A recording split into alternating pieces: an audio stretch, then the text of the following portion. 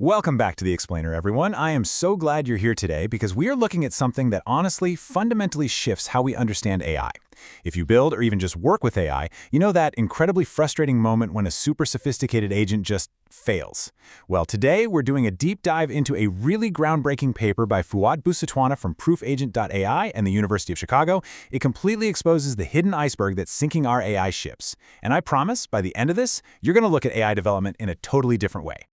Let's start with a really simple question. Why do frontier AI agents still fail at basic tasks? Think about it. When an agent hallucinates a totally fake policy or just goes completely rogue, what's your first instinct? Do you blame the model? Most of us do, right? We assume the brain of the operation is broken. But what if the problem isn't the brain at all? What if the issue is actually the room we've put that brain inside? Which brings us to the core thesis of this whole explainer. AI agents do not fail alone. The context fails first. That is a huge revelation. The unseen, unmeasured environment an AI thinks in is actually the iceberg here. It is not just about the prompt you type in. It's about this massive, invisible payload of instructions, tools, and rules operating behind the scenes. So here's our roadmap for today. First, the hidden AI failure. Second, prompt versus context engineering. Third, the anatomy of context. Fourth, measuring the unmeasured. Fifth, the proof agent validation. And finally, number 6, the cost of context. Let's get right into it. Section 1. The hidden AI failure. Let's look at what actually goes wrong when an AI operates in a messy environment. So as our agents evolve from, basic chatbots into multi-step systems that use tools, write documents, and manage memory, their operating environment gets insanely complex. And when that environment is weak, we see some pretty severe failures. The agent drifts from its role, it hallucinates facts with zero evidence, it misuses tools, gets totally paralyzed by conflicting instructions, or just falls victim to prompt injections. It creates this massive blind spot for developers who are just left scratching their heads, wondering what went wrong. Moving on to Section 2, prompt versus context engineering. This is where we see the need for a total paradigm shift. The crucial point here is that just tweaking a single input, it's not enough anymore. Prompt engineering is really just crafting a single static instruction. Context engineering, on the other hand, is an entirely different beast. It is the discipline of managing the full, dynamic information ecosystem supplied to the model across multiple turns. We literally have to engineer the entire payload of tools, memory, constraints, and rules that the model is allowed to use at any given moment. But just having the data isn't the same as using it correctly. And that is where context assembly comes in. This is the missing layer. It's the runtime process that decides what actually enters the model's context, in what exact order, with what priority, and under what trust boundary. Just having access to a database isn't going to cut it. Agents have to dynamically assemble what is relevant, authoritative, and safe, right in that split-second moment of decision-making. All right, Section 3, the anatomy of context. Let's break down this operating environment into its actual component parts. It is amazing to see just how many pieces are moving at once here.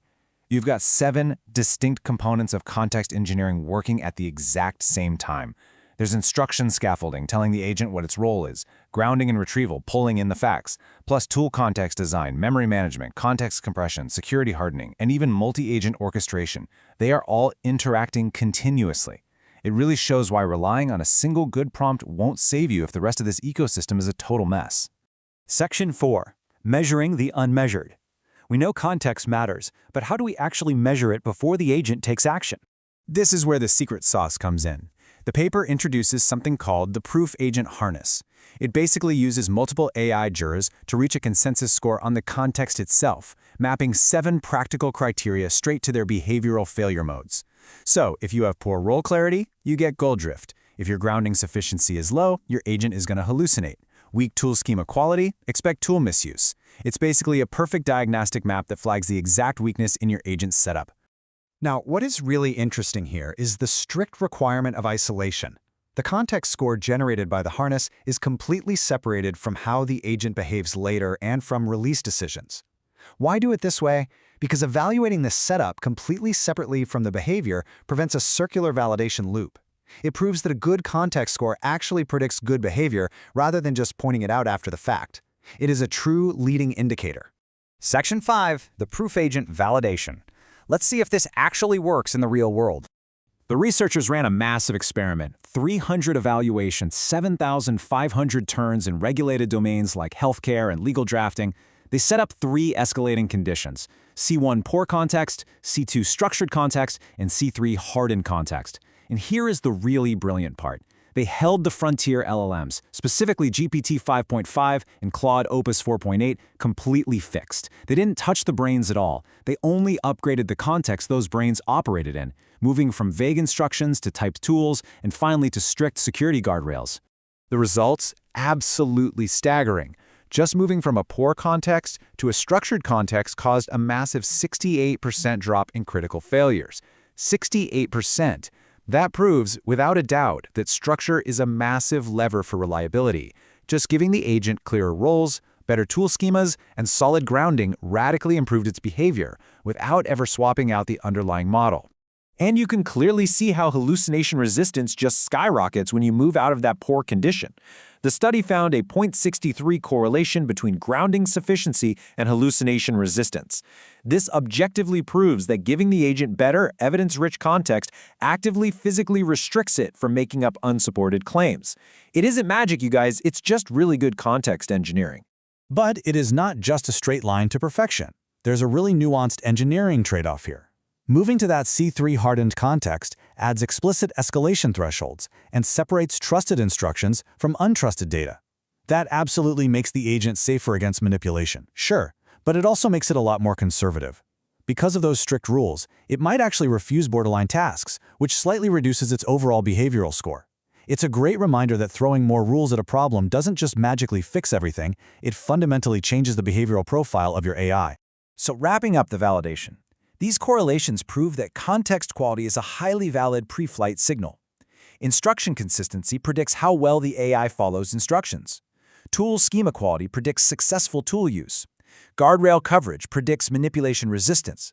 Basically, you can evaluate the reliability of your agent before you ever run expensive full-scale behavioral tests. It is a genuine leading indicator. Which brings us to our final section, Section 6, the cost of context. It's time to rethink a metric developers absolutely obsess over: token efficiency. Looking at the per-call token overhead, the C1 poor context uses the fewest tokens by a mile, only 392 compared to over 1,000 for the hardened context. I know a lot of developers would look at that and immediately celebrate the cost savings. But remember, that exact same C1 poor context produced the most dangerous behavior and the highest number of critical failures in the entire study.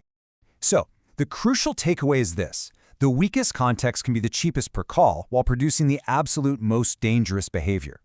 A short context is very often an unsafe context. True token efficiency doesn't mean just stripping out words to save a few pennies. It means deliberately spending tokens on structural information, grounding, and guardrails that actually provide real reliability value. Which leaves us with a pretty deeply introspective question to end today's explainer on. Look at your own AI projects and ask yourself, are you saving tokens or are you spending reliability? It is time to stop blaming the model and start measuring the environment. Thank you so much for joining me on this deep dive into the hidden iceberg of AI agent failure. I really hope this challenges you to rethink how you engineer your next AI agent's context. Until next time, keep learning and keep building.